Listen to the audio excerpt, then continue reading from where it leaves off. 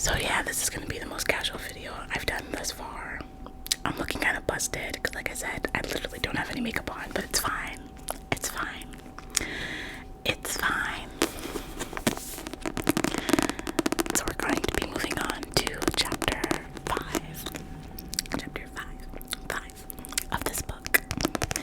I'm excited. The last chapter was really short. It was also another like throwback chapter to her and Atlas. So in this one, we're going to be probably going back to the present. I feel like it's going to go back and forth between past and present. So let's go ahead and get into it. Ryle was correct. It only took a few days for my ankle to feel good enough that I could walk on it again. I waited a full week before attempting to leave my apartment though. The last thing I need is to re-enter it. Of course, the first place I went was to my floral shop. Alyssa was there when I arrived today, and to say I was shocked when I walked through the front door is an understatement. It looked like a totally different building than the one I bought. There's still a ton of work that needs to be done, but she and Marshall had gotten rid of all the stuff we marked as trash. Everything also had been organized into piles. The windows had been washed, the floors had been mopped. She even had the area where I planned to put an office cleaned out. I helped her for a few hours today, but she wouldn't let me do much that required walking at first. So I mostly drew out plans for the store. We picked out paint colors and set a goal date to open the store. That's approximately 54 days from now. After she left, I spent the next few hours doing all the stuff she wouldn't let me do while she was there. It felt good to be back, but Jesus Christ, I'm tired. Which is why I'm debating on whether or not to get up from the couch and answer the knock on my front door. Lucy is at Alex's again tonight, and I just spoke to my mother 5 minutes ago on the phone, so I know it isn't either of them. Who could it be? Who could it be? Is it Ryle? Is it Atlas? Let's find out.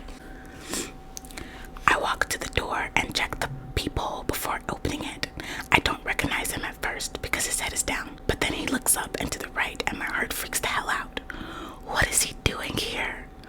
Ryle knocks again. I try to brush my hair out of my face and smooth it down with my hands, but it's a lost cause.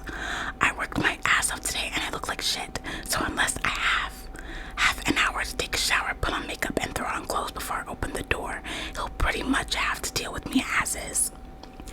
I open the door and his immediate reaction confuses me.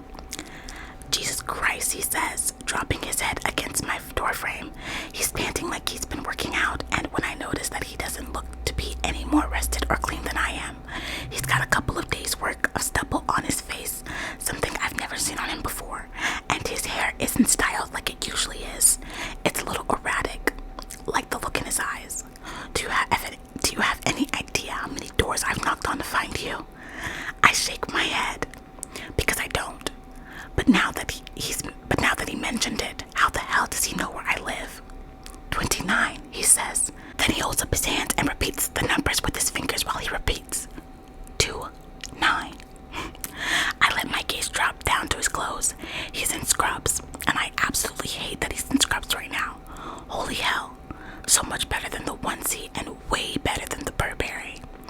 Why did you knock on 29 doors? I asked with a tilt of my head.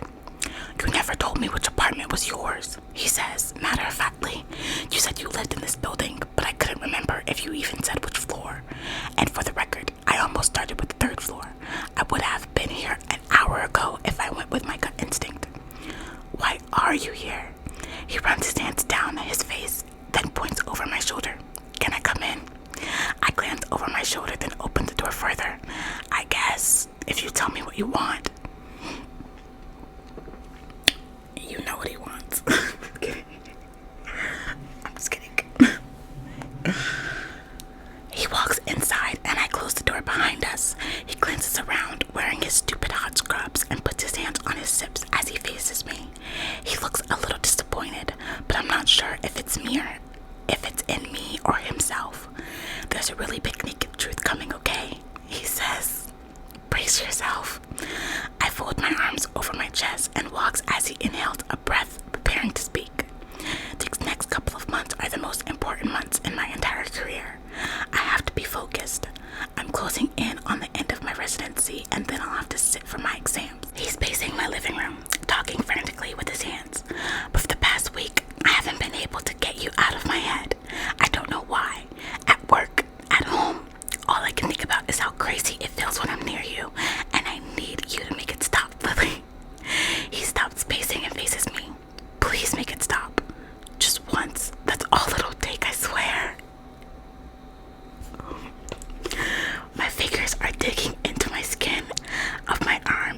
approach him.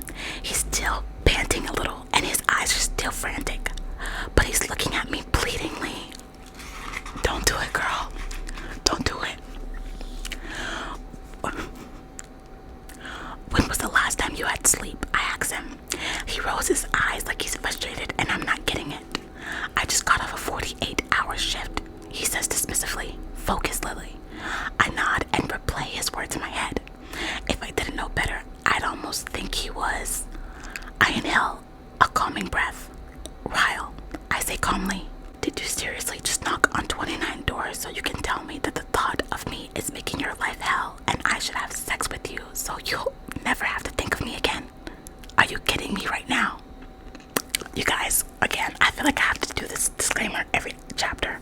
This book is a spicy one, okay?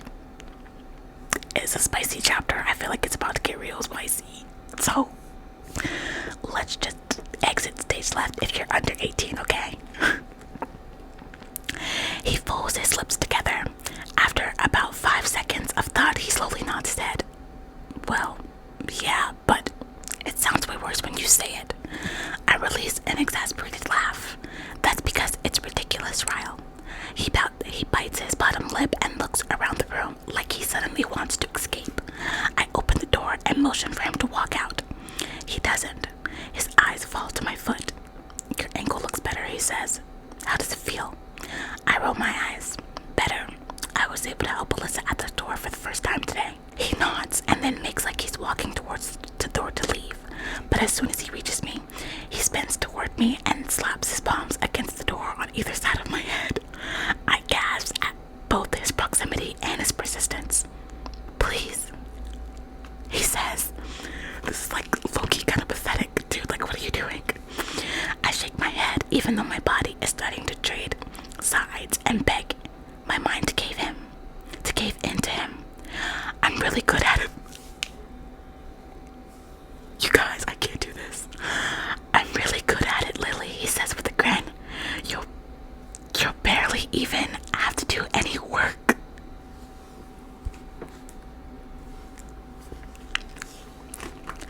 I try not to laugh, but his determination is as endearing as it is annoying.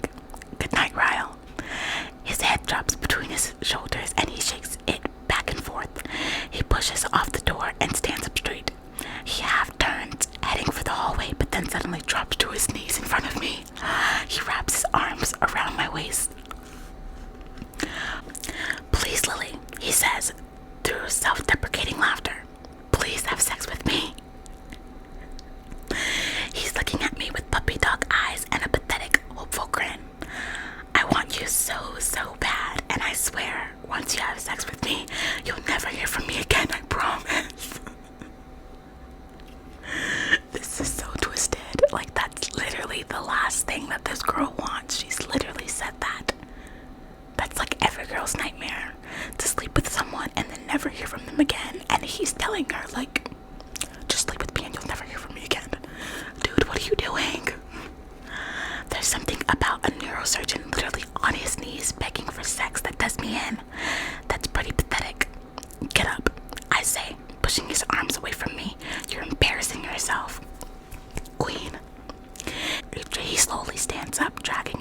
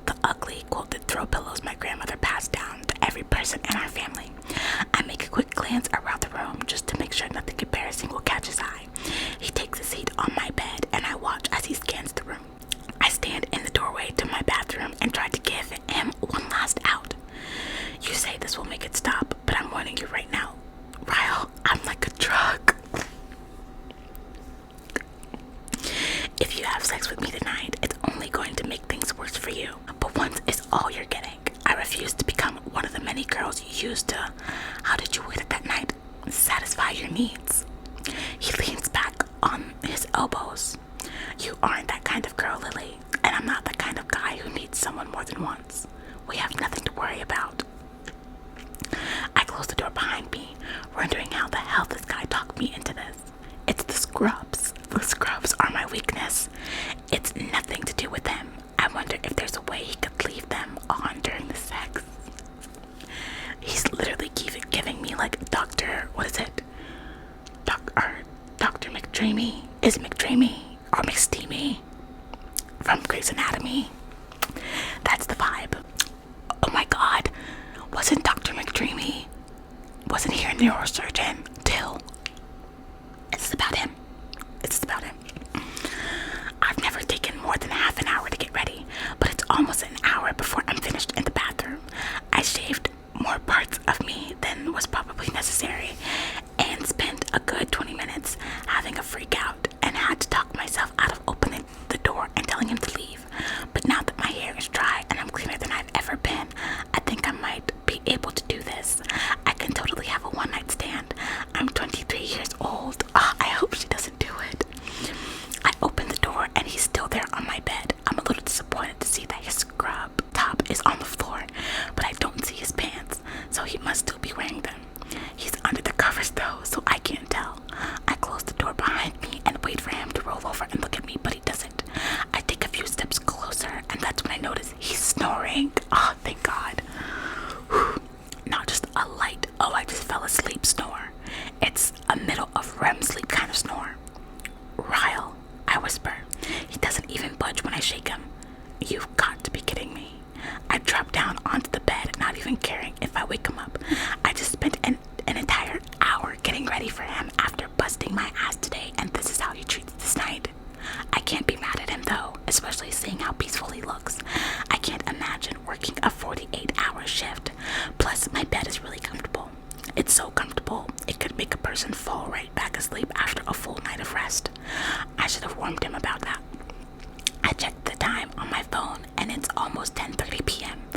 I put the phone on silent, then lie down next to him. His phone is on the pillow next to his head, so I grab it and swipe up the camera option. I hold his phone above us and make sure my cleavage looks good and pushed together. I snap a picture so he'll at least see what he missed out on. I turn off the light and laugh to myself because I'm falling asleep next to a naked man that I've never even kissed. I can feel his fingers trailing up my arm before I even open my eyes. I force back a tired smile and pretend I'm still sleeping. His fingers trail over my shoulder and stop at my collarbone just before they reach my neck. I have a small tattoo there that I got in college. It's a simple outline of a heart that's slightly open at the top. I can feel his fingers circle around the tattoo, and then he leans forward and presses his lips against it. I squeeze my eyes shut even tighter. Lily, he whispers, wrapping an arm around my waist. I moan a little, trying to wake up, and then roll onto my back so that I can look up at him. When I open my eyes, he's staring down at me. I can tell by the way the sunlight shines through the window and across his face that it's not even 7 a.m. yet. I am the most despicable man you've ever met, am I right? I laugh and nod a little. Pretty damn close. He smiles and then brushes my hair off my face. He leans forward and presses his lips to my forehead. And I hate that he just did that. Now I'll be the one plagued with sleepless nights because I want to put this memory on repeat. I have to go, he says. I'm really late. But 1, I'm sorry. 2, I'll never do this again. This is the last you'll hear from me. I promised. And 3, I'm really sorry. You have no idea. I force a smile, but I want to frown because I absolutely hated his number 2. I actually don't mind if he tries this again, but then I remind myself that we want 2 different things from life. And it's good that he fell asleep and we never even kissed, because I would have had sex with him while he was wearing scrubs. I would have been the one showing up at his door on my knees begging for more. This is good. Rip the band-aid off and let him leave. Have a nice day, Rao. I wish you all the success in the world. He doesn't respond to my goodbye. He silently stares down at me with somewhat of a frown, then says, "Yeah, you too, Lily." Then he rolls away from me and stands up. I can't even look at him right now, so I roll onto my side so that my back is to him. I listen as he puts his shoes on and then reaches for his phone. There's a long pause before he moves again, and I know it's because he's staring at me. I squeeze my eyes shut until I hear the door slam of the front door. My face immediately grows warm as I refuse to allow myself to mope. I force myself off the bed. I have work to do. I can't be upset that I'm not enough to make a guy want to remap all of his life goals. Besides, I have my own life goals to worry about, and I'm really excited about them. So much so that I really don't have time for a guy in my life anyway. No time. Nope. Busy girl here. I am a brave and bold businesswoman with 0 fucks to give for a man in scrubs. Alright, you guys. And that's chapter 5. This one was also pretty short. But man, was it interesting. I don't even know what to say. That's gonna be it for this video, guys. I look so crusty and disgusting every time I look at myself in the camera. Viewfinder, I just get scared. Sorry. I'm gonna go. Thank you guys so much for watching this video. I hope that you enjoyed. I hope you have an amazing day or night or whatever your situation is. And I will see all of you lovely, lovely people